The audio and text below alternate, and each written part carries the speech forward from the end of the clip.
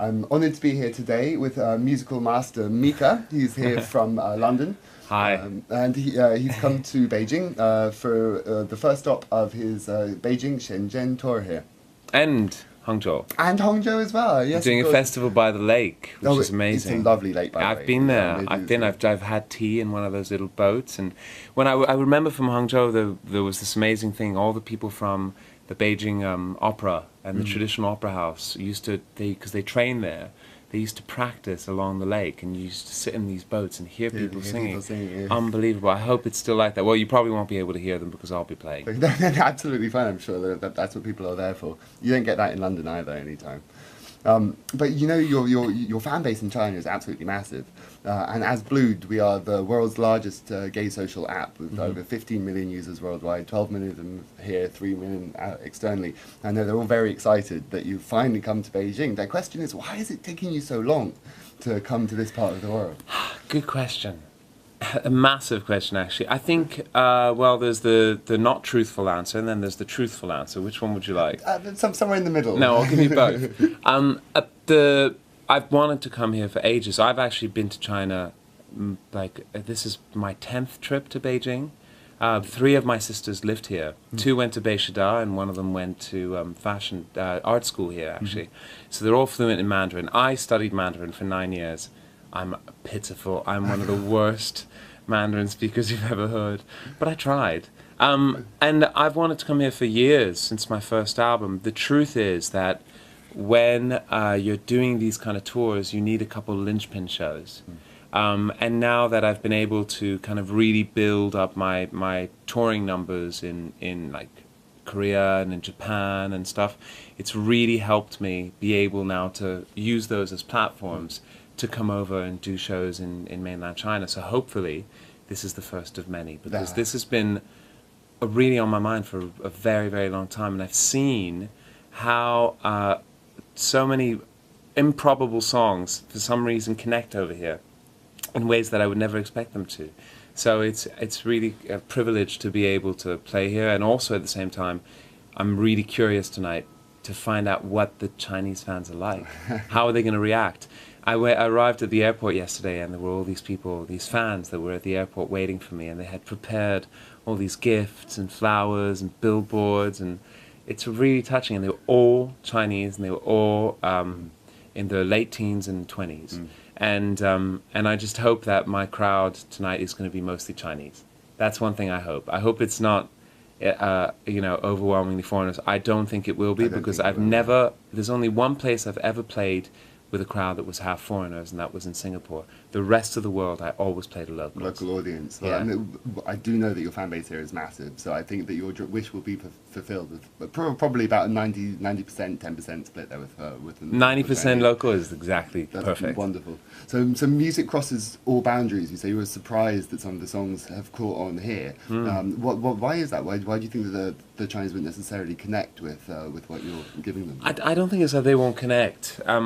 I think it's because we work so hard to promote stuff in other territories that I always work, and so when a song picks up of its own accord, there's a certain type of magical combination of things that's come together to make that song happen. But that's brilliant, though. And that's what I mean. It's completely natural. It's kind of like you could apply it like some sort of it's not exactly Darwin survival of the fittest. It's more like Darwinian survival of the catchiest. Yeah, brilliant. Wonderful. Can I ask just a little bit about your background? So I understand you were born in Lebanon, then moved to France, and then to the UK. And how do you think this has affected your musical style when you come to create your songs these days? A mixture. It's funny. I seem to be always answering your questions with contradictions, but it's a mixture of it's affected it in massively and also not at all. Like, for example, I am not influenced by one particular sound. I am not influenced by a particular fashion that's tied to a certain geographical place.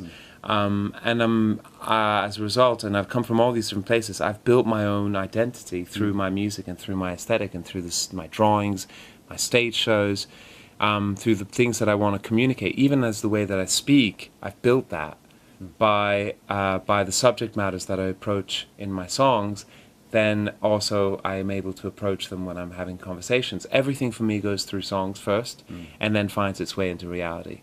It's really strange, the idea of having someone else write your songs or write your texts. Anathema. It just doesn't make sense to me, because it's like, now wait a minute, I write songs because it makes me able to breach things that I would never be able to kind of even think about dealing with It's in much real more life. personal. And so I've formed an identity through my placelessness. Something like that can destroy you, or it can make you.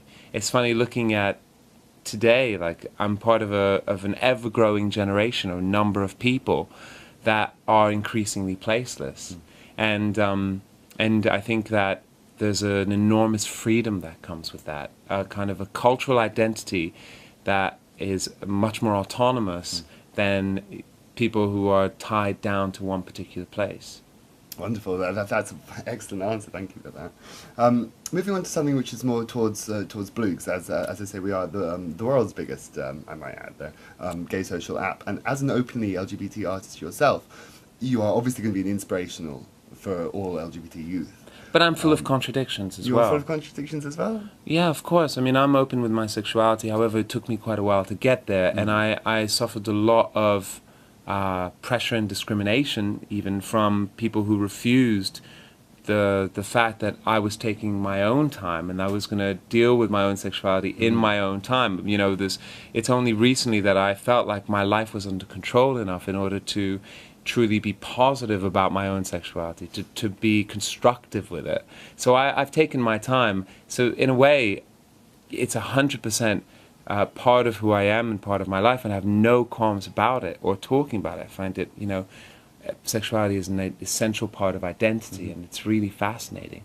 But I didn't succumb to some of the pressures that I was being put under, and it took a lot of strength to do that. No, of course not. My question was going to be, have you got any words of advice, especially to the young Chinese population who may be questioning themselves or whatever? But I think you just answered that in your previous statements. No, I think just taking time. I think realizing that sexuality is just a part of who you are, and it will form who you are, whether you like it or not. So in a way, don't sweat it. Don't think about it too much, because it's part of who you are. But it's not everything. Sexuality doesn't define you. It doesn't define you. It's just a part of. But also the idea that